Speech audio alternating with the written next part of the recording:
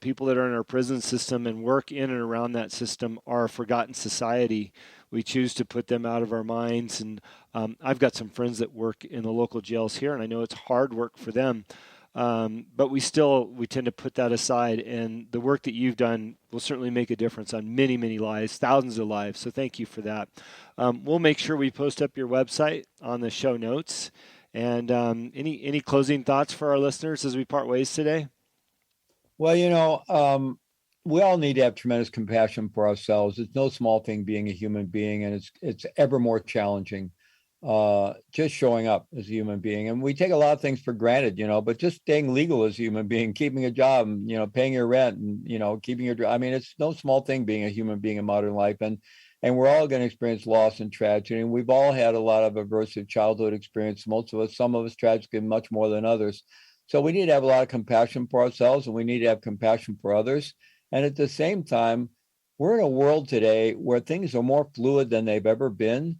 If anyone is willing to just sort of, embrace, realize that we're not entitled to anything, and that, what we're able to create in our life is completely up to us, but that the level of opportunity available because of the democratization of things through the World Wide Web and things are more fluid than ever. Anybody with some initiative and willing to educate themselves a bit can go get in business and somewhere. I mean, it's just, it's never been easier.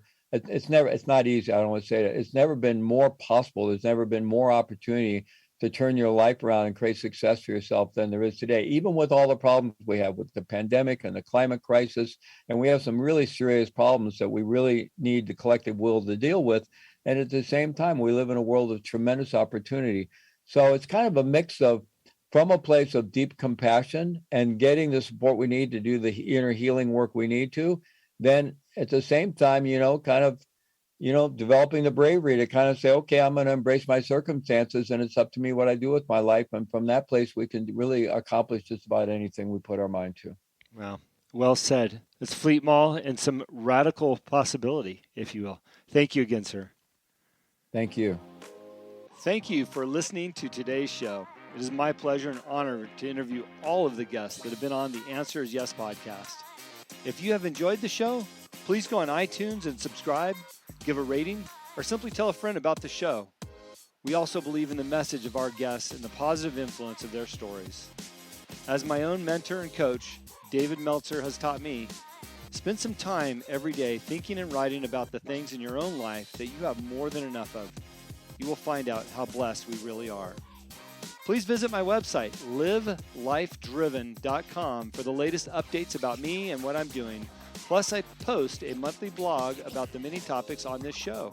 This podcast can also be found there. As I learned early on in life, what you believe is what you will achieve.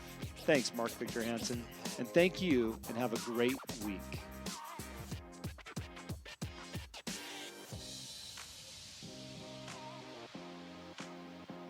This episode of The Answer is Yes brought to you by Baja Bound Insurance Services. Driving to Mexico? You can buy and print out your Mexican auto insurance policy online in minutes with their easy-to-use website. They also have great travel information to help you plan your trip south of the border. Visit bajabound.com.